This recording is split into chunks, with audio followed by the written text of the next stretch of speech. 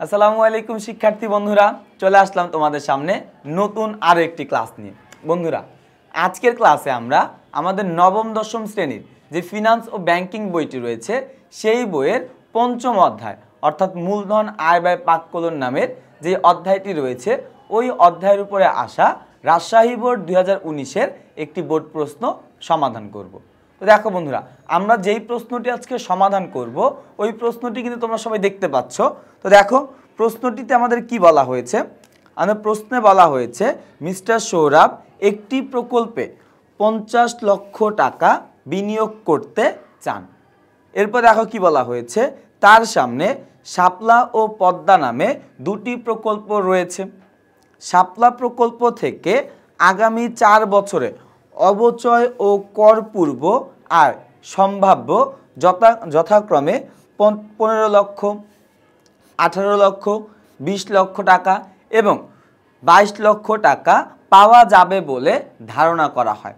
এরপর দেখো কি বলা হয়েছে, শাপলা প্রকল্পের পেব্যাক সময় 3.09 বছর। এরপরে দেখো বছর নির্ধারণ করা হয়। অপরদিকে পদ্মা প্রকল্প থেকে আগামী 4 বছরে যথাক্রমে 1.35 লক্ষ টাকা, 1.75, 8.75 লক্ষ টাকা ও 12.25 লক্ষ টাকা কর পরবর্তী নিট মুনাফা পাওয়া যাবে বলে অনুমান করা হয়। এরপর দেখো কি বলা হয়েছে, উভয় প্রকল্পের ক্ষেত্রে কোম্পানির করের হার 30%। বন্ধুরা, আমরা সবাই জানি এই অঙ্কগুলো হচ্ছে কি, অর্থাৎ এই যে মূলধন আয় ব্যয় পাককলন এই চ্যাপ্টারটা হচ্ছে কি একটু অঙ্ক রিলেটেড চ্যাপ্টার। তো এইখানে কি করতে হবে, আমাদের বেশ কিছু অঙ্ক করতে হবে এবং এই অঙ্কগুলো করার আগে আমাদেরকে এই যে সৃজনশীলটি রয়েছে, এই উদ্দীপকটি দেওয়া রয়েছে, এই উদ্দীপকটি একটু ভালোভাবে বুঝতে হবে। তো দেখো উদ্দীপকটি আমরা পড়লাম। এরপর আমাদের ক নাম্বার প্রশ্নে কি বলা হয়েছে, ক নাম্বার প্রশ্নে আমাদের বলা হয়েছে পণ্য বৈচিত্র্যায়ন কাকে বলে। বন্ধুরা, পণ্য বৈচিত্র্যায়ন কাকে বলে, আমরা যখন কি করব, একই পণ্য সারিতে বা একই প্রতিষ্ঠানের যে পণ্য সারি রয়েছে সেইখানে কি বিভিন্ন ধরনের বা নতুন নতুন পণ্যের আবাস ঘটাবো বা আগমন ঘটাবো বা নতুন নতুন পণ্য সারি তৈরি করব, সেটাকে আমরা কি বলবো, পণ্যের বৈচিত্র্যায়ন বলবো। তাহলে দেখো বন্ধুরা, আমি আরো একবার বলছি, আমরা এখানে কি করব, পণ্য বৈচিত্র্যায়ন বলতে কি বোঝানো হয়, আমাদের প্রতিষ্ঠানের যে সকল পণ্য সারি রয়েছে ওই পণ্য সারিতে যখন আমরা নতুন নতুন পণ্যের সংযোজন ঘটাবো তখন সেটাকে আমরা কি বলবো, পণ্যর বৈচিত্র্যায়ন। এরপরে দেখো বন্ধুরা, আমাদের খ নাম্বার প্রশ্নে কি বলা হয়েছে, আমাদের খ নাম্বার প্রশ্নে বলা হয়েছে মূলধন বাজেটিংয়ের ক্ষেত্রে পেব্যাক সময় পদ্ধতির তুলনায় গড় মুনাফার হার পদ্ধতি উত্তম কেন, ব্যাখ্যা করো। বন্ধুরা, এই যে মূলধন বাজেটিং প্রক্রিয়া, এখানে আমাদের কি অনেক ধরনের ধারণা রয়েছে, যেই ধারণাগুলোর উপর ভিত্তি করে আমরা মূলধন বাজেটিংটি করে থাকি। এর মধ্যে খেয়াল করো, এর মধ্যে দুটি জনপ্রিয় পদ্ধতি হচ্ছে, একটা হচ্ছে পেব্যাক সময় পদ্ধতি, আরেকটি হচ্ছে গড় মুনাফার হার পদ্ধতি। এখন এই যে পেব্যাক সময় পদ্ধতির তুলনায় গড় মুনাফার হার পদ্ধতি উত্তম কেন, এটা আমাদেরকে ব্যাখ্যা করতে বলা হয়েছে। তা আমরা যদি দেখি কোনটা কাকে বলে, দেখো পেব্যাক সময় পদ্ধতি হচ্ছে আমাদের বিনিয়োগকৃত টাকা ঠিক কত সময়ে আমাদের কাছে ফেরত চলে আসবে এই ব্যাপারটা আমরা যখন নির্ধারণ করতে চাই বা এই ব্যাপারটা যখন আমরা জানতে চাই তখনই আমরা কি করি, পেব্যাক সময় পদ্ধতির অঙ্কটি করি। আবার গড় মুনাফার হার পদ্ধতি মানে কি, আমরা একটা প্রকল্প থেকে আগামী বছরগুলোতে, হতে পারে 5 বছর, 2 বছর, 3 বছর, এই আগামী বছরগুলোতে কি পরিমাণের হারে মুনাফা পাবো ওই মুনাফার পরিমাণ নির্ণয় করাটাকে বলা হয় গড় মুনাফার হার পদ্ধতি। তো দেখো বন্ধুরা, একটা পেব্যাক সময় পদ্ধতির তুলনায় অবশ্যই গড় মুনাফার হার পদ্ধতি উত্তম। কেন উত্তম, দেখো আমরা পেব্যাক সময় পদ্ধতিতে শুধুমাত্র সময়টা জানতে পারছি, আমরা টাকা বিনিয়োগ করার পরে ওই বিনিয়োগকৃত টাকাটা কতদিন পরে ফেরত পাবো, এই যে সময়টা, এই সময়টা আমরা জানতে পারছি শুধুমাত্র পেব্যাক সময় পদ্ধতির মাধ্যমে। অর্থাৎ পেব্যাক সময় পদ্ধতিতে কিন্তু আমাদেরকে কি, আমরা কি পরিমাণে মুনাফা ফেরত পাবো, অর্থাৎ ওই প্রকল্প থেকে আমাদের লাভের পরিমাণ কেমন হবে বা ক্ষতি হলে ক্ষতির পরিমাণ কেমন হবে, এই ব্যাপারটি কিন্তু আমরা পরিষ্কার ধারণা পাই না বা কোনোভাবেই জানতে পারি না। কিন্তু গড় মুনাফার হার পদ্ধতিতে এই মুনাফার ব্যাপারটি আমরা খুব ভালো মতো জানতে পারি, অর্থাৎ প্রকল্প থেকে মেয়াদ শেষে বা আয়ুষ্কাল শেষে আমরা কত টাকা ফেরত পাবো বা কত টাকা মুনাফা হবে সেটা কিন্তু আমরা কি গড় মুনাফার হার পদ্ধতিতে জানতে পারি। দেখো আমরা মূলধন বাজেটিং করি তখন আমাদের আগে জানার দরকার পড়ে যে আমাদের মুনাফার পরিমাণ কেমন হবে। এটা জানার পরে এরপর আমরা চিন্তা করি যে এই টাকাটা আমরা কবে ফেরত পাবো। যে কারণে আমি বলবো যে মূলধন বাজেটিংয়ের ক্ষেত্রে পেব্যাক সময় পদ্ধতির তুলনায় গড় মুনাফার হার পদ্ধতি উত্তম। বন্ধুরা আমি আশা করব এই ক এবং খ নাম্বার প্রশ্ন যেগুলো আমি তোমাদের মুখে বলে বোঝানোর চেষ্টা করলাম, এই প্রশ্নের উত্তর দুটি তোমরা খুবই ভালো মতো বুঝতে পেরেছো। এরপর যদি আমরা গ নাম্বার প্রশ্নের দিকে তাকাই, দেখো গ নাম্বার প্রশ্নে আমাদের বলা হয়েছে শাপলা প্রকল্পের গড় মুনাফার হার নির্ণয় করো। বন্ধুরা আমাদের এই প্রশ্নে দুটি প্রকল্প ছিল, একটা হচ্ছে কি শাপলা প্রকল্প, আরেকটি ছিল কি দেখো পদ্মা প্রকল্প। এই দুটি প্রকল্পের মধ্যে আমাদেরকে বলেছে শাপলা প্রকল্পের গড় মুনাফার হার নির্ণয় করতে। এখন দেখো বন্ধুরা গড় মুনাফার হার এটা নির্ণয় করার একটা সূত্র আমরা সবাই জানি যে গড় মুনাফার হার, যেটাকে আমরা ইংরেজিতে বলি হচ্ছে অ্যাকাউন্টিং রেট অফ রিটার্ন বা সংক্ষেপে আমরা বলি হচ্ছে ARR। এটা বের করার সূত্র হচ্ছে গড় মুনাফার হার সমান সমান গড় নিট মুনাফা ডিভাইড বাই গড় বিনিয়োগ ইন্টু 100।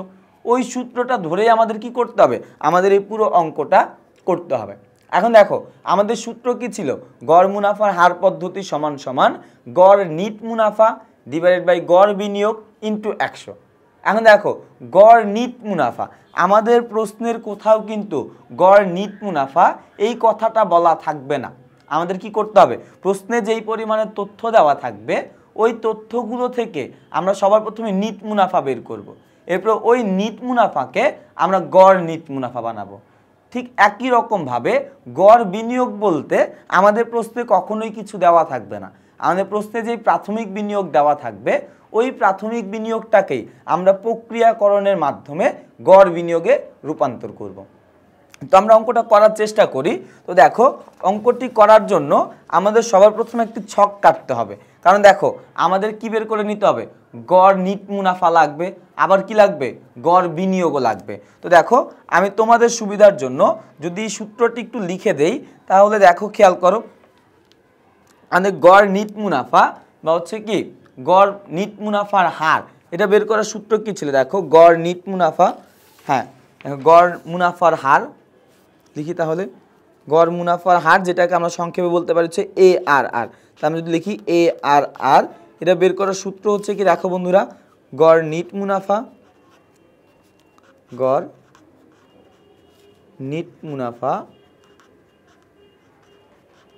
ডিভাইড বাই হচ্ছে গড় বিনিয়োগ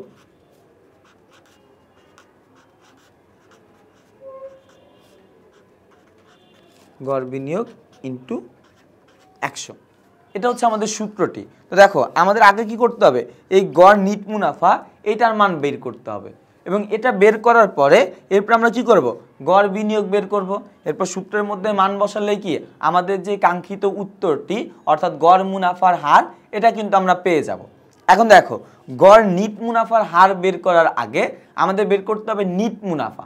আর নিট মুনাফা বের করার একটা ছক আমাদের প্রশ্নে দেওয়া থাকবে, বা আমরা একটা ছকের কথা জানি যেটা হচ্ছে কি বিক্রয় থেকে বাদ দিব চলতি খরচ, এরপরে স্থায়ী খরচ, এরপর বাদ দিব অবচয়। তাহলে আমাদের বের হবে মোট মুনাফা, এবং মোট মুনাফা থেকে আমরা যখন কর বাদ দিয়ে দিব তখন আমাদের বের হবে নিট মুনাফা। এটা হচ্ছে কি আমাদের নিট মুনাফা বের করার একটা ছক বা একটা ফরম্যাট আমরা বলতে পারি। কিন্তু আমাদের এই প্রশ্নতে ব্যাপারটা একটু ভিন্ন, যদি খেয়াল করো তাহলে বুঝতে পারবে। এখানে বলা আছে শাপলা প্রকল্প থেকে আগামী 4 বছরে অবচয় ও করপূর্ব আয় সম্ভাব্য। অর্থাৎ দেখো এই যে আমাদের যে নিট লাভগুলো দেওয়া আছে বা যেই আয়গুলো দেওয়া আছে, এই আয়গুলো থেকে কি, এই আয়গুলো হচ্ছে অবচয় পূর্ব বা কর পূর্ব, অর্থাৎ এই আয়গুলো থেকে এখন পর্যন্ত করও বাদ দেওয়া হয়নি, অবচয় বাদ দেওয়া হয়নি। তো আমি এইমাত্র যে ছকটি পড়লাম যে বিক্রয় থেকে আমরা কি করব, চলতি খরচ বাদ দিব, স্থায়ী খরচ বাদ দিব, অবচয় বাদ দিব, তাহলে আমরা পাবো মোট মুনাফা। এরপরে মোট মুনাফা থেকে আমরা যখন নিট মানে কর বাদ দিয়ে দিব তখন আমরা পাবো হচ্ছে নিট মুনাফা। তো এর মধ্যে দেখো আমাদের এখানে কিন্তু বিক্রয় দেওয়া নেই, চলতি খরচ দেওয়া নেই, এরপরে কি স্থায়ী খরচও দেওয়া নেই, কিন্তু আমাদের এমন একটা আয় দেওয়া আছে এবং বলে দিয়েছে এই আয়টা হচ্ছে কি অবচয় এবং কর পূর্ব। অর্থাৎ এই আয় থেকে যদি আমরা অবচয় এবং কর বাদ দিয়ে দিতে পারি তাহলে আমাদের কি বেড়ে যাবে, নিট লাভ বেড়ে যাবে। আমরা যদি সবার প্রথমে লিখি যে একটা আয়ের পরিমাণ দেওয়া আছে আমাদের কাছে, আমাদের আয়ের ব্যাপারটা একবার লিখে নেই, তাহলে একবার খেয়াল করে দেখো বন্ধুরা, আমাদের আয়কে যথাক্রমে 4 বছরের আয় দেওয়া আছে। আমরা 4 বছরের আয়গুলো যদি লিখি তাহলে আমরা এখানে লিখব কি কর পূর্ব অবচয় ও কর পূর্ব আয়, অবচয় ও কর পূর্ব আয়। দেখো বন্ধুরা কত কত দেওয়া আছে, যথাক্রমে প্রথম বছর দেওয়া আছে আমাদের 15 লক্ষ, তো আমরা শুধু 15 লিখবো, কারণ আমাদের এই যে বক্সের যে টাকাগুলো দেওয়া আছে এগুলো সব কিছু হবে লক্ষতেই থাকবে 15। এরপরের বছর দেখো কত দেওয়া আছে 18, এরপরের বছর দেওয়া আছে হচ্ছে 20 এবং এরপরের বছর দেওয়া আছে 22। আমরা কিন্তু লিখে ফেললাম আমাদের আয়গুলো। এরপর দেখো এই আয় থেকে আমরা বাদ দিব বাদ অবচয়, অবচয় এন্ড কথা হচ্ছে অবচয় বাদ দিব। আমাদের প্রশ্নে কিন্তু কোথাও অবচয় বলা নেই, আমাদের কি করতে হবে কষ্ট করে আরো একবার অবচয় বের করতে হবে। এন্ড অবচয় বের করার সূত্র হচ্ছে অবচয় সমান সমান, দেখো বন্ধুরা আমাদের অবচয় বের করার সূত্র হচ্ছে বিনিয়োগ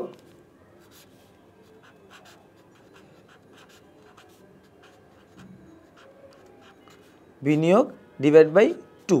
অর্থাৎ আমাদের এই প্রকল্পে, দুঃখিত বন্ধুরা 2 হবে না, এখানে হবে হচ্ছে আয়ুষ্কাল।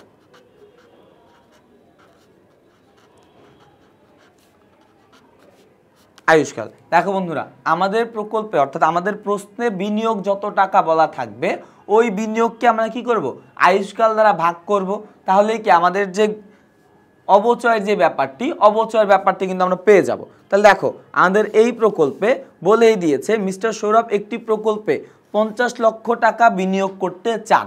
অর্থাৎ আমাদের এই প্রকল্পে বিনিয়োগ বা প্রাথমিক বিনিয়োগের পরিমাণ কত 50 লক্ষ টাকা, তাহলে আমরা লিখলাম 50 লক্ষ।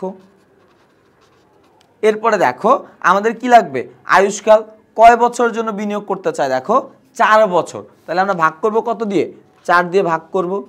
তা যদি 4 দিয়ে ভাগ করি তাহলে দেখো 50 ভাগ 4 আসে হচ্ছে কি 12.5 লক্ষ, তাহলে হচ্ছে 12.5 লক্ষ। এই যে 12.5 লক্ষ আসলো এটা কিন্তু হচ্ছে কি আমাদের অবচয়ের টাকা। অর্থাৎ আমরা কি করলাম এখন অবচয়ের পরিমাণটি বের করলাম। তাহলে আমরা অবচয়ের টাকাগুলো সব যদি লিখি এখানে দেখো 12 লক্ষ, 12.5 লক্ষ, এরপরের বছর হচ্ছে 12.5 লক্ষ, এরপরের বছর 12.5 এবং এরপরের বছরে কত 12.5। এখন দেখে এগুলো সব কিন্তু আমরা কি করব বাদ দিব, এগুলো সব আমরা কি করব উপর থেকে বাদ দিয়ে দিব। তাহলে আমরা যদি বাদ দেই তাহলে দেখো উপরে ছিল আমাদের 15 লক্ষ বাদ 12.5, তাহলে এখানে আসে হচ্ছে 2.5। এরপর যদি আমরা করি দেখো 18 বাদ 12.5, তাহলে এখানে আসে হচ্ছে 5.5। এরপর দেখো 20 বাদ 12.5 বাদ দেই, তাহলে এখানে আসে হচ্ছে 7.5। এরপর এটা দেখো কত দেওয়া আছে 22 বাদ 15.5, দুঃখিত বন্ধুরা 12.5 বাদ দেই, তাহলে দেখো এখানে আসে হচ্ছে 9.6। এই যে এখন যেটা বের হলো এটার নাম হচ্ছে মোট মুনাফা, কারণ আমরা যখন কি আমাদের বলছে কর পূর্ব, তো আমরা এই যে করটা অবচয়টা যখন বাদ দিলাম তাহলে এটার নাম হচ্ছে কি মোট মুনাফা, মোট মুনাফা। এখন এই মোট মুনাফা থেকে আমরা করের পরিমাণটা বাদ দিয়ে দিব, করের পরিমাণ বাদ দেওয়ার সাথে সাথেই কি আমাদের নিট মুনাফা বের হয়ে যাবে। তা আমরা এখানে লিখি বাদ বা বিয়োগ কর। দেখো করের পরিমাণ কত আমাদের বলে দিয়েছে, উভয় ক্ষেত্রেই কোম্পানির করের হার 30%। অর্থাৎ আমরা কর বাদ দিব কত পার্সেন্ট 30% কর বাদ দিব, তাহলে হচ্ছে 30%। লেখো 30% কিভাবে, এই যে 2.5 গুণ 30 পার্সেন্ট। তাহলে এখানে কর হচ্ছে 0.75, 0.75। এরপর এটা দেখো এই পাশেটা যদি আমরা করি 5.5 ইন্টু কত পার্সেন্ট বলেছে 30%। তাহলে এখানে আমাদের আসে হচ্ছে 1.65। এরপর এটা দেখো 7.5 ইন্টু 30%। তাহলে এখানে আমাদের আসে হচ্ছে 2.25। এরপর দেখো কত দেওয়া আছে 9.6 ইন্টু 30%। তাহলে এখানে আমাদের আসছে 2.88। এটা কিন্তু গেল কি করের পরিমাণ বের করলাম। এখন আমরা করটা বাদ দিয়ে দিই সবগুলো থেকে। তাহলে দেখো এখান থেকে যদি আমরা কর বাদ দিই 2.5 বিয়োগ 0.75 বাদ দিয়ে দিই, তাহলে এখানে আসে হচ্ছে 1.75। এরপর এটা খেয়াল করো বন্ধুরা 5.5 বিয়োগ 1.65 বাদ দেই, তাহলে আসে হচ্ছে 3.85। এরপর দেখো কত দেওয়া আছে 7.5 বিয়োগ 2.25 বাদ দেই, তাহলে দেখো 5.25। এরপর দেখো কত দেওয়া আছে 9.6 বিয়োগ 2.88। দেখো বন্ধুরা বাদ দিলে এখানে কত আসে 6.72। এই যে এটা যে বের হইলো এটা হচ্ছে কি আমাদের নিট মুনাফা। যে আমরা এখন যে বের করলাম এই যে এত কষ্ট করে এই যে একটা অ্যামাউন্ট বের হলো বা একটা টাকার পরিমাণ বের হলো, এটার নাম হচ্ছে কি নিট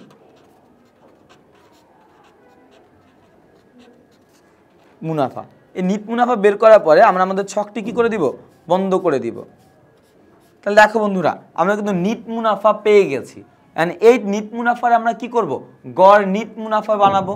এরপর আমরা কি করব গড় বিনিয়োগ যদি বের করতে পারি তাহলেই কি আমাদের অঙ্কটির যে উত্তর দরকার বা মুনাফার হার দরকার এটা কিন্তু আমরা পেয়ে যাব। তাহলে দেখো আমরা যদি গড় মুনাফা বের করি বা হচ্ছে কি গড় নিট মুনাফা বের করতে চাই, তাহলে আমরা এই জায়গায় লিখি সুতরাং গড় নিট মুনাফা, গড়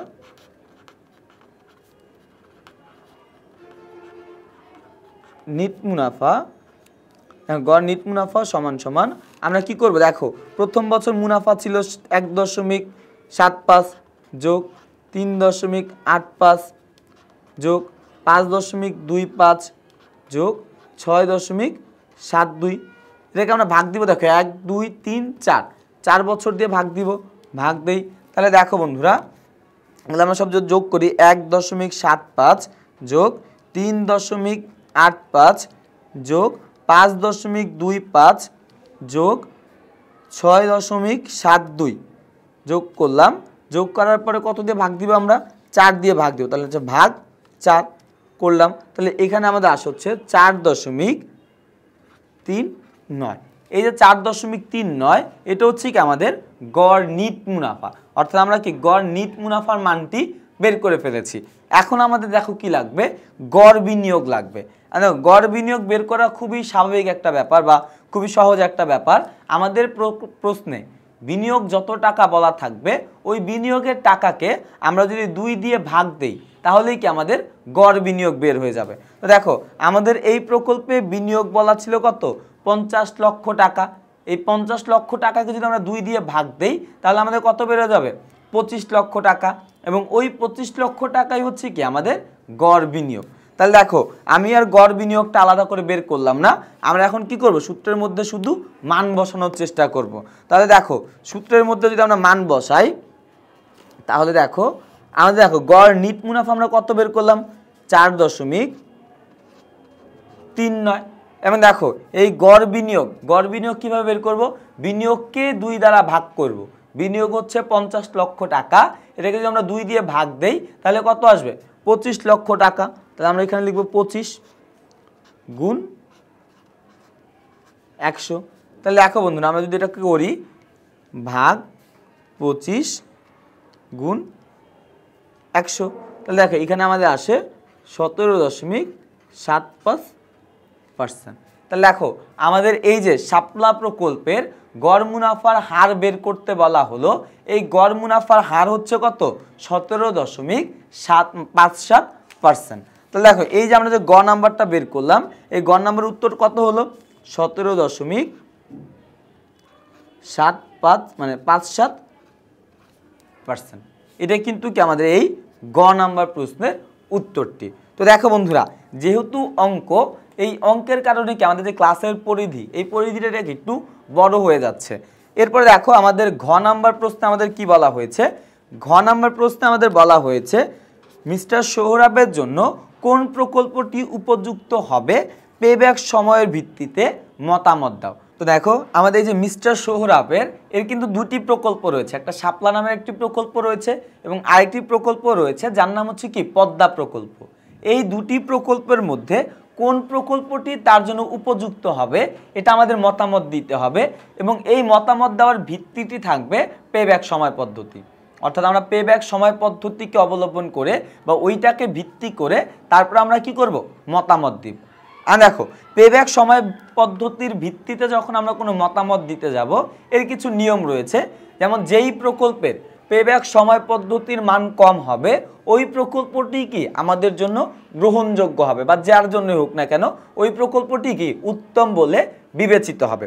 আমরা যদি উদ্দীপকের দিকে তাকাই তাহলে দেখো বন্ধুরা, উদ্দীপক কিন্তু আমাদের একটা পেব্যাক সময় পদ্ধতির কথা বলে দিয়েছে। আমি যদি উদ্দীপকে তাকাই, যেমন দেখো শাপলা প্রকল্পের পেব্যাক সময় 3.09 সময় বা 3.09 বছর। এখন আমাদের কি বলেছে দেখো, উপযুক্ত একটা সিদ্ধান্ত নিতে। তার কাছে দুইটা প্রকল্প ছিল, শাপলা প্রকল্পের পেব্যাক সময় দেওয়া আছে। এখন তাহলে আমরা কি করব, আমরা পদ্মা প্রকল্পের পেব্যাক সময় পদ্ধতি বের করব। বের করার পরে দেখব যে এই যে শাপলা প্রকল্পের যে পেব্যাক সময় পদ্ধতি দেওয়া আছে এর থেকে কি পদ্মা প্রকল্পের পেব্যাক সময় পদ্ধতি কম নাকি বেশি। যদি পদ্মা প্রকল্পের পেব্যাক সময় শাপলা প্রকল্পের থেকেও কম হয় তাহলে কি পদ্মা প্রকল্পটি ভালো, আর নয়তো বা কি শাপলা প্রকল্পটি গ্রহণযোগ্য বলে বিবেচিত হবে। তো আমরা যাই করি না কেন আমাদের কি করতে হবে, এই পদ্মা প্রকল্পের পেব্যাক সময় পদ্ধতিটি বের করে নিতে হবে। এখন বন্ধুরা পেব্যাক সময় পদ্ধতি এটা বের করার জন্য কিন্তু কি কিছু কাজ করতে হবে। কিভাবে দেখো, আমরা যদি কোনো প্রকল্পের পেব্যাক সময় পদ্ধতি বের করতে চাই তাহলে অবশ্যই আমাদের নগদ আন্তঃপ্রবাহের পরিমাণ দরকার পড়বে। নগদ আন্তঃপ্রবাহের পরিমাণ কি, আমরা বিনিয়োগ ক্ষেত্র থেকে যে পরিমাণের টাকা প্রতি বছর বা একটা নির্দিষ্ট সময় পর পর ফেরত পেতে থাকি, অর্থাৎ বিনিয়োগ ক্ষেত্র থেকে যে আমাদের প্রতিষ্ঠানে যে টাকাগুলো আসে তাকে বলা হয় নগদ আন্তঃপ্রবাহ। নগদ আন্তঃপ্রবাহ ছাড়া আমরা কখনোই পেব্যাক সময় পদ্ধতির অঙ্কটি করতে পারবো না। আর দেখুন পেব্যাক সময় পদ্ধতির পরিমাণ বের করতে হলে আমাদের কি লাগবে, নগদ আন্তঃপ্রবাহের পরিমাণ লাগবে। দেখো আমাদের যদি নগদ আন্তঃপ্রবাহের পরিমাণ প্রতি বছর সমান হয় তাহলে আমরা একটা প্রকল্পে মানে একই নিয়মে অঙ্ক করব। আবার যদি প্রতি বছর নগদ আন্তঃপ্রবাহের পরিমাণ অসমান থাকে তখন আমরা কি করব, আরেকটা পদ্ধতিতে অঙ্ক করব। তা আমরা কোন পদ্ধতিতে অঙ্কটি করব সেটা করার জন্য হলেও, সেটা জানার জন্য হলে আমাদের কি লাগবে, নগদ আন্তঃপ্রবাহের পরিমাণ বের করে নিতে হবে। এখন দেখো বন্ধুরা, নগদ আন্তঃপ্রবাহের পরিমাণ আমাদের এই প্রশ্নে, পুরো প্রশ্নে কোথাও কিন্তু নগদ আন্তঃপ্রবাহের পরিমাণ বলে দেওয়া হয়নি। এখন যদি নগদ আন্তঃপ্রবাহের পরিমাণ দেওয়া না থাকে কিন্তু যদি আমাদেরকে কি বলে পেব্যাক সময় পদ্ধতি বের করো, তাহলে তো একটা মুশকিল কাজ হয়ে যায়। তখন আমরা কি করব, আলাদা করে নগদ আন্তঃপ্রবাহের পরিমাণ বের করে নিব। আর নগদ আন্তঃপ্রবাহের পরিমাণ বের করব কিভাবে, নগদ আন্তঃপ্রবাহের পরিমাণ এটা বের করার সূত্র হচ্ছে নিট লাভ বা নিট মুনাফা যোগ অবচয়। অর্থাৎ আমরা যদি নিট মুনাফার সাথে অবচয় যোগ করে দেই তাহলে কি আমাদের নগদ আন্তঃপ্রবাহের পরিমাণ বের হয়ে যাবে। আমরা যদি পদ্মা প্রকল্পের দিকে তাকাই তাহলে কি বলছে, অপরদিকে পদ্মা প্রকল্প থেকে আগামী 4 বছরে যথাক্রমে 1.35 লক্ষ, 1.75 লক্ষ, 8.75 লক্ষ ও 12.25 লক্ষ টাকা কর পরবর্তী নিট মুনাফা পাওয়া যাবে। তার মানে দেখো এই যে টাকাগুলো দেওয়া রয়েছে, এই যে এই টাকাটা, এটা, এটা এবং এই টাকাটি, এই যে টাকাগুলো দেওয়া রয়েছে এগুলো কি আমাদের নিট মুনাফা। এটার সাথে আমরা কি করব, অবচয় যোগ করব, তাহলেই কি আমরা নগদ আন্তঃপ্রবাহের পরিমাণ পেয়ে যাব। তাহলে দেখো এটা করার জন্য কি আমাদের একটু ছক করতে হবে। তো আমি সময় বাঁচানোর সুবিধার্থে যাতে করে তোমাদের এই ক্লাসটি আমি খুব তাড়াতাড়ি অল্প সময়ে শেষ করতে পারি, এজন্য কি আমি আগে থেকেই কি এই ছকগুলো প্রস্তুত করে নিয়েছিলাম। তোমরা পরীক্ষা হলে অবশ্যই কি করবে, এই ছকগুলো নিজের হাতে কেটে নিতে হবে। তো দেখো আমরা সর্বপ্রথমে কি করব, নিট মুনাফা নিব। তাহলে আমরা লিখি নিট মুনাফা। নিট মুনাফা, দেখো নিট মুনাফা কত, নিট মুনাফার পরিমাণ কিন্তু আমাদের প্রশ্নে দেওয়া আছে। কীভাবে দেখো, আমাদের এই যে দেখো প্রথম বছর কত দিয়ে দিয়েছে নিট মুনাফা 1.35, দ্বিতীয় বছর দেওয়া আছে 1.75, তৃতীয় বছর দেওয়া আছে 8.75 এবং চতুর্থ বছরে দেওয়া আছে। দেখো আমাদের চতুর্থ বছরে কত দেওয়া আছে, আমাদের চতুর্থ বছরে বলে দিয়েছে নিট মুনাফার পরিমাণ দেওয়া আছে 12.25 লক্ষ টাকা। এখন দেখো বন্ধুরা, এই যে একটা পঞ্চম বছরের ছক, এটি একটি বেশি ছক কাটা হয়ে গিয়েছে, এই ছকটার দিকে আমরা তাকাবো না। আমাদের অঙ্ক যেহেতু 4 বছরের, আমাদের ছকটিও কি 4 বছরের হবে। তার মানে দেখো এই ছকটা বাদ থাকবে, এই ছকটা আমরা নিব না। এরপরে দেখো এই নিট মুনাফার সাথে আমরা কি করব, অবচয়ের পরিমাণটি যোগ করে দিব। তো আমি যদি অবচয়ের পরিমাণ যোগ করতে যাই, তাহলে দেখো বন্ধুরা আমরা এখানে লিখি যোগ অবচয়। এখন দেখো অবচয় যে যোগ করব, আমাদের কি অবচয়ের পরিমাণ দেওয়া আছে? আমাদের প্রশ্নে কিন্তু অবচয়ের পরিমাণ দেওয়া নেই, কিন্তু আমরা জানি অবচয় কিভাবে বের করতে হয়। আমরা আমাদের প্রাথমিক বিনিয়োগকে আয়ুষ্কাল বা মেয়াদ দ্বারা ভাগ করলেই আমাদের কি বের হয়ে যাবে, অবচয়ের পরিমাণ বের হয়ে যাবে। যে অবচয়টা আমরা কি করেছিলাম, এই গ নাম্বার প্রশ্নের উত্তরে এই দেখো, আর এই গ নাম্বার প্রশ্নের উত্তরে বের করে নিয়েছিলাম যে 12.5 লক্ষ টাকা, এটা হচ্ছে আমাদের অবচয়। তো আমরা নতুন করে বের করব না, যেহেতু আমাদের বের করাই আছে। তাহলে দেখো অবচয়ের পরিমাণ হচ্ছে 12.5। এরপরে দেখো দ্বিতীয় বছর ঠিক একই হবে 12.5, তৃতীয় বছর হবে 12.5 এবং চতুর্থ বছরে কত হবে 12.5। এগুলোকে যদি আমরা যোগ করতে পারি তাহলেই কিন্তু কি আমাদের নগদ আন্তঃপ্রবাহের পরিমাণ বের হয়ে যাবে। তাহলে দেখো 1.35 যোগ 12.5 যোগ করি, তাহলে দেখো এখানে আমাদের আসে 13.85। এরপরটা যদি আমরা দেখি, দেখো 1.75 যোগ 12.5 যোগ করার পরে তাহলে দেখো এখানে আসে 14.25। এরপর দেখো তৃতীয় বছর আমাদের কত ছিল 8.75 যোগ, এর সাথে যোগ করবো কত 12.5 যোগ করলাম। তাহলে দেখো এই পাশে আমাদের আসে হচ্ছে 21.25। এরপরে শেষের গড় যদি আমরা খেয়াল করি, দেখো 12.25 যোগ 12.5 যোগ করলাম, তাহলে এই দেখো এখানে আমাদের আসে 24.75। বন্ধুরা এই যে আমরা যেই ঘরের মানটি বের করলাম বা যেগুলো বের করলাম, এই মানগুলো হচ্ছে কি আমাদের নগদ আন্তঃপ্রবাহ। এটার নামটা হলো হবে নগদ আন্তঃপ্রবাহ। এটা আমরা বন্ধ করে দিব। এখন দেখো বন্ধুরা, আমরা কিন্তু আমাদের নগদ আন্তঃপ্রবাহের পরিমাণ বা নগদ আন্তঃপ্রবাহের মান পেয়ে গেছে। এখন একটা জিনিস তোমরা খেয়াল করো, এই যে প্রত্যেক বছর নগদ আন্তঃপ্রবাহের পরিমাণ কি সমান দেওয়া আছে নাকি প্রতি বছর অসমান দেওয়া আছে? দেখো তো বন্ধুরা, এক বছর দেওয়া আছে 13.85, 14.25, 21.25। এরা প্রত্যেক বছর কি আমাদের নগদ আন্তঃপ্রবাহের পরিমাণ কিন্তু অসমান, অর্থাৎ সমান কিন্তু না। তার মানে দেখো যদি প্রতি বছর নগদ আন্তঃপ্রবাহের পরিমাণ সমান না হয়, তখন আমাদের আবার কি করতে হবে, এরকম করে আরও একটি ঘর কেটে নিতে হবে পেব্যাক সময় পদ্ধতি বের করার জন্য।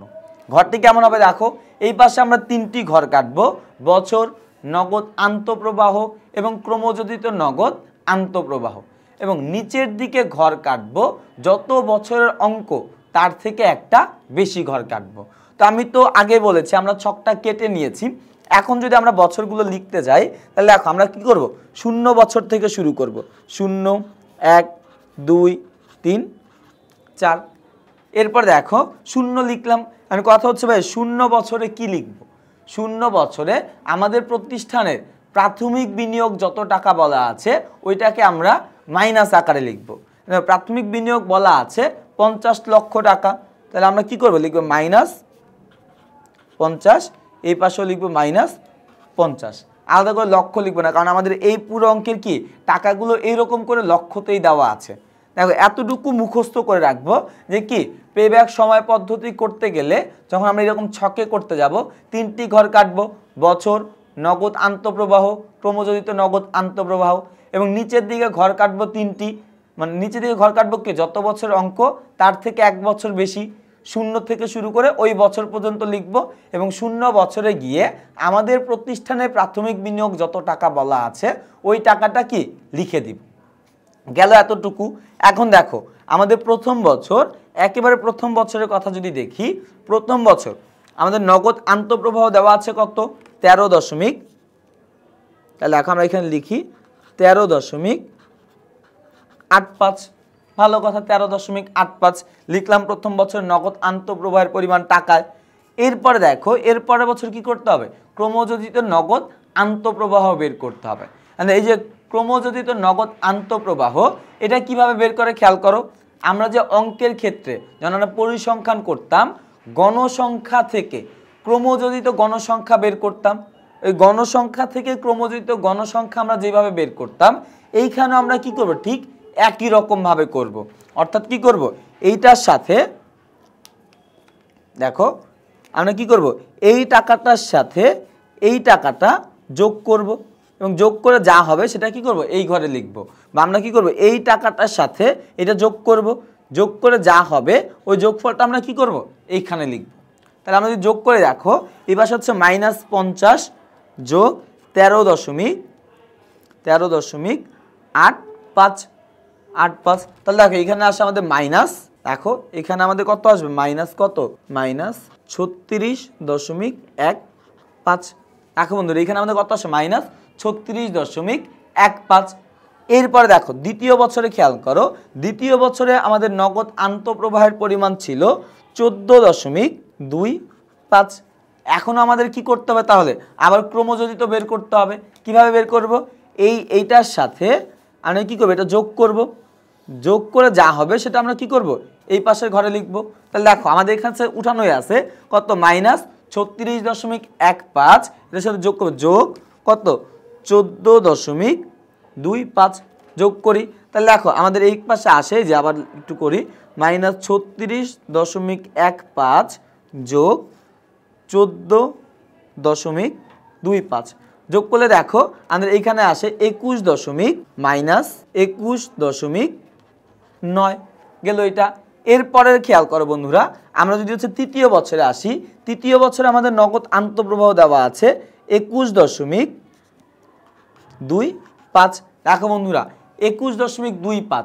এখন আমরা কি করব, আবার ক্রমযোজিত বের করব, ঠিক একই রকম ভাবে এটার সাথে এটা যোগ করব, তাহলে কি আমাদের ক্রমযোজিতটা বের হয়ে যাবে। তাহলে যোগ কত 21.25 যোগ করলে তাহলে দেখো এই পাশে আমাদের আসে -0.65 গেল। এরপর দেখো চতুর্থ বছরে আমাদের কত দেওয়া আছে 24.75। দেখো এটা থেকে আমরা কি করব, এটা বাদ দিয়ে দিব, তাহলে যোগ 24.75 যোগ করলাম। তাহলে দেখো এখানে আমাদের আসে 24.1। দেখো আমাদের কিন্তু এই ছকের কাজটুকু করা শেষ হয়ে গেছে। এখন এই ছকের কাজ করা শেষ তার মানে আমাদের অঙ্কটি শেষ হয়ে গেছে, ব্যাপারটি কিন্তু এমন না। দেখো আমাদের এইখানে মাইনাস উঠে গেছে চতুর্থ নাম্বার বছরে, অর্থাৎ 4 নাম্বার বছর আমাদের কি এই যে ক্রমযোজিত নগদ আন্তঃপ্রবাহের ঘরে যে ঋণাত্মক সংখ্যা ছিল বা মাইনাস ছিল, এই মাইনাসের ব্যাপারটি উঠে গিয়েছে। এখন যদি আমরা খেয়াল করে দেখো আমাদের কি তৃতীয় বছর পর্যন্ত এই বিনিয়োগকৃত টাকাটি কিন্তু আমরা ফেরত পাইনি, কারণ কি তৃতীয় বছর পর্যন্ত ওই প্রকল্প থেকে এখন ওই পর্যন্ত 0.0 মানে 0.65 লক্ষ টাকা পাওয়া বাকি ছিল। এবং চতুর্থ বছরে এসে দেখলাম কি আমাদের কাছে কত আছে 24.1 লক্ষ টাকা। অর্থাৎ কি চতুর্থ বছরে এসে আমরা যত টাকা বিনিয়োগ করেছিলাম তার থেকে বেশি টাকা ফেরত পেয়ে গেছি। এখন আমাদের পেব্যাক সময় কত, 3 বছর নাকি 4 বছর? এখন 3 বছরে মাইনাস উঠেনি, 4 বছরে কি হয়ে গেছে বেশি হয়ে গিয়েছে। তার মানে আমাদের 3 থেকে 4 বছরের মাঝামাঝি কোনো একটা সময় কি আমাদের পেব্যাক সময়, আর ওই মাঝামাঝি সময়টি কত ওই সময়টাই কি আমাদের বের করতে হবে। আর এটা বের করার জন্য কষ্ট করে আমাদের আরেকটু অঙ্ক করতে হবে, যে অঙ্কটা আমরা এইভাবে করব। দেখো আমরা লিখব পিবিপি, এই পাশে লিখে নিই, দেখো পিবিপি অর্থাৎ পেব্যাক পিরিয়ড সমান সমান দেখো আমাদের এখানে কি একটা সূত্র লিখতে হবে এবং এই সূত্রটা আমরা এমনভাবে সাজাবো যেই বছরে মাইনাস উঠে গিয়েছে, অর্থাৎ দেখো আমাদের চতুর্থ নাম্বার বছরে মাইনাস উঠে গেছে, এই চতুর্থ নাম্বার বছরকে আমরা বলবো ধরা খাওয়া বছর, ধরা খাওয়া বছর। দেখো বন্ধুরা এটা কিন্তু কোনো বইয়ের ভাষা না, আমরা কি এই অঙ্কটা অনেক সহজে সুবিধাজনকভাবে যেহেতু করতে পারি, যে জন্যই কি আমরা এই কথাটি ব্যবহার করব যে যেই বছরে মাইনাস উঠে গেছে সেটাকে আমরা কি বলবো, ধরা খাওয়া বছর। এখন দেখো সূত্রটা আমরা কিভাবে সাজাবো, যেই বছরে ধরা খেয়েছে তার আগের বছর, দেখো ধরা খেয়েছে কত, এই চতুর্থ নাম্বার বছরে, তাহলে তার আগের বছর কত, 3 বছর, তাহলে যেই বছরে ধরা খেয়েছে তার আগের বছর কত, 3 যোগ একটা ভাগ চিহ্ন দিব। এরপরে যেই বছরে ধরা খেয়েছে তার আগের বছরের ক্রমযোজিত নগদ আন্তঃপ্রবাহ। আবার বলি দেখো বন্ধুরা, যেই বছরে ধরা খেয়েছে তার আগের বছরের ক্রমযোজিত নগদ আন্তঃপ্রবাহ। ধরা খেয়েছে আমাদের কত নাম্বার বছরে, 4 নাম্বার বছরে, তার আগের বছরের ক্রমযোজিত নগদ আন্তঃপ্রবাহ ছিল কত, 0.65। তাহলে আমরা এখানে কি করব, দেখো লিখি 0.65। দেখো বন্ধুরা এরপর নিচে কি হবে, আমাদের প্রকল্পে যে একটা ধরা খাওয়া বছর আছে, আমরা যে অঙ্কটি করার সময় একটা ধরা খাওয়া বছর বের করলাম, অর্থাৎ কি যেই বছরে আমাদের মাইনাস উঠে যাবে ওই বছরটাকে আমরা কি বলবো, ধরা খাওয়া বছর। এবং সূত্রটা কিভাবে সাজাবো বলছিলাম, যেই বছরে ধরা খাবে তার আগের বছর সংখ্যা যোগ একটা ভাগ চিহ্ন দিব, যেই বছরে ধরা খাবে তার আগের বছরের ক্রমযোজিত নগদ আন্তঃপ্রবাহ লিখলাম আমরা। দেখো যেই বছরে আমাদের ধরা খেয়েছিল তার আগের বছরের ক্রমযোজিত নগদ আন্তঃপ্রবাহ লিখেছি আমরা। এরপরে দেখো বন্ধুরা, যেই বছরে ধরা খেয়েছে অর্থাৎ ধরা খাওয়া বছরে যেই বছর মাইনাসটি উঠে গেছে ওই বছরের আমাদের কি নগদ আন্তঃপ্রবাহের পরিমাণ। তো দেখো যেই বছরে ধরা খেয়েছে ওই বছরের নগদ আন্তঃপ্রবাহের পরিমাণ কত দেওয়া আছে, 24.75। তাহলে আমরা এখানে লিখব 24.75 লিখলাম। তাহলে দেখো এরপরটুকু যদি আমরা করি 3 যোগ করার পর দেখো 0.65 ভাগ 24.75 ভাগ দিলাম। তাহলে দেখো এখানে আমাদের আসে 2.2 দেখো কত আসে, 0.026।